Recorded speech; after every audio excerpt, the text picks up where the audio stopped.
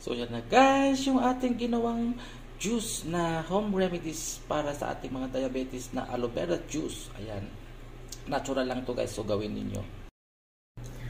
Hello guys, good afternoon. So today's video guys, may i-share na naman ako sa inyo na napakagandang gamot sa ating mga diabetes. So napakaganda at napakamahal ito guys sa supermarket. So now, ngayon mayroon akong tanim na ganon. Bago ko i-share sa inyo ito, kung hindi ka pa nakapag-subscribe at Jomar Villoria Channel, please subscribe. Jomar Villoria Channel, ang Ilocano vlogger ng Isabela. So ayan, let's go outside para ipapakita ko sa inyo kung ano itong gagawin nating juice for today. So, intro, pasok!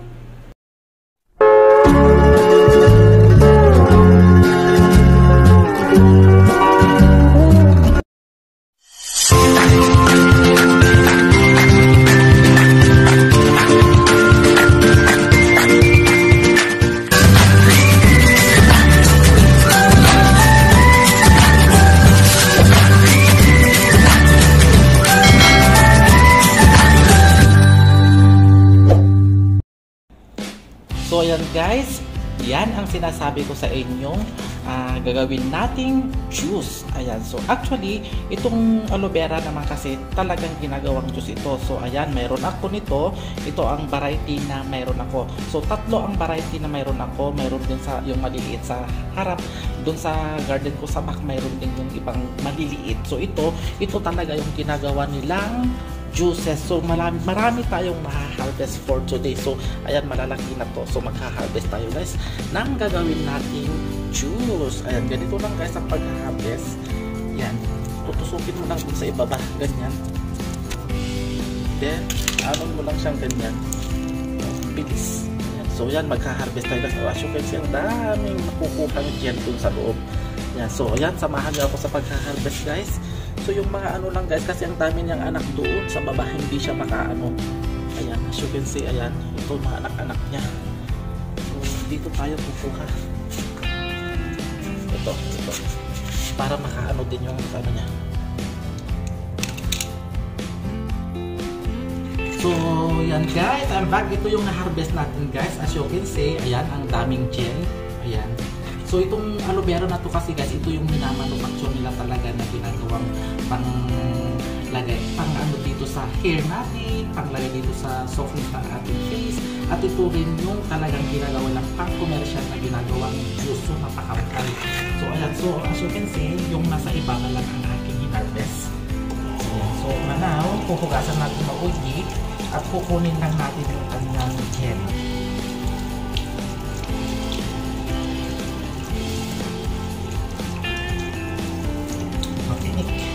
Kasi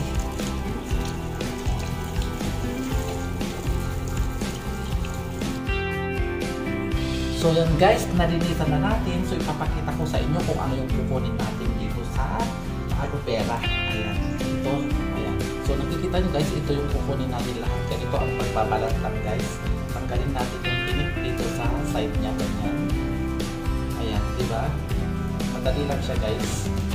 And ganyan. Then, anuhin natin ito, itong pinaka-top na ano niya. And then, igaganon mo lang. Ayan. Ayan. And, ito yung ating kukunin guys. Ito yung panaka-gel niya. Ito.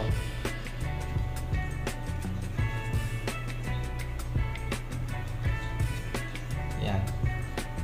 So, ang gagawin natin guys, naghugas lang ako ng aking kamay. Ayan, ito yung gagawin nating juice guys, as you can see. Ayan, yung gel nya. Yan ang magandang gamot din sa ating diabetes. Maganda rin ito pang pa-shiny ng ating buhok. Ito yung mga ginagawa nilang minsan sinasahog nila sa mga ingredients ng mga shampoo. Ayan, ito as you can see. So yan guys, i-blend na natin yung pinalamig nating aloe vera gel na nakuha natin nung na-harvest natin. So ayan, lagay na natin sa ating blender. Ayan, ito guys is natural remedies na juice from our garden. vera. So, and nag-squeeze ako kanina guys ng lemon. Ayan, ito. Yung squeeze ko. Maglalagay din tayo guys para healthy. Maganda rin ito. Mag-mix tayo. And last but not the least, ang ilalagay lang natin, honey. Natural honey. Natural na tamis. Ayan. So, ayan.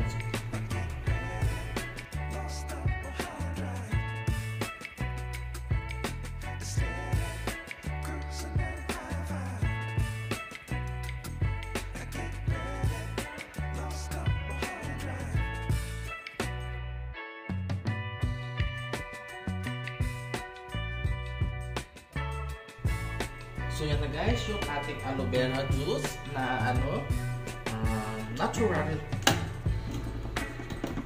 So ayan, ilagay na natin dito sa ating glass. Ayan na siya guys.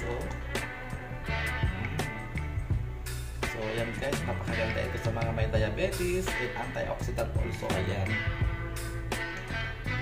Hindi ko nilagyan ng guys, ng milk. Talagang wawarin may milk pala siya kapag ibinan mo yung ating aloe vera. Ayan. So tikman natin guys kung anong lasa. Napakaganda nga guys sa mga may diabetes at saka sa mga nagpapapayat dyan kasi antioxidant din ito. Ayan. So ayan guys. May lasang medyo mapait at medyo matamis-tamis. Gawa ng ating inilagay na honey. Ayan. Sa mga may diabetes, may recommend ko po ito guys kasi napakaganda yung pagkapait niya. Hindi mapait na parang hindi ko mai-explain yung pait niya pero maganda yung hagod niya sa ating lalamunan. Gawa ng nilagay din nating lemon. So, ito guys is natural lang ito guys na pang baba ng ating mga blood glucose. So yan lang guys ang ating video for today. Sana nakapulot na naman kayo ng aral na mapupulot ninyo sa aking video for today. Ayan. So napakaganda ito guys. Nandyan lang sa ating garden ang ating pagtuksa o pagtulong sa ating pagbaba ng ating blood glucose. Ayan. This is of ganda. Saya gumawa na kayo ito guys kung mayroon kayong history ng blood glucose na mataas or yung mayroon kayong diabetes. Maganda itong nire-recommenda ko sa inyo. Juice.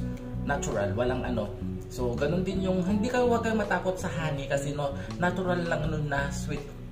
Pero, i-check nyo sa level yung yung pinagbibilihan nyo ng honey kasi minsan fake yun. So, bumili kayo sa leading store na talagang legit na honey. Ayan. So, kasi minsan yung mga binebenta nila may halong asukal. So, yan lang guys ang aking tips sa inyo. Good morning.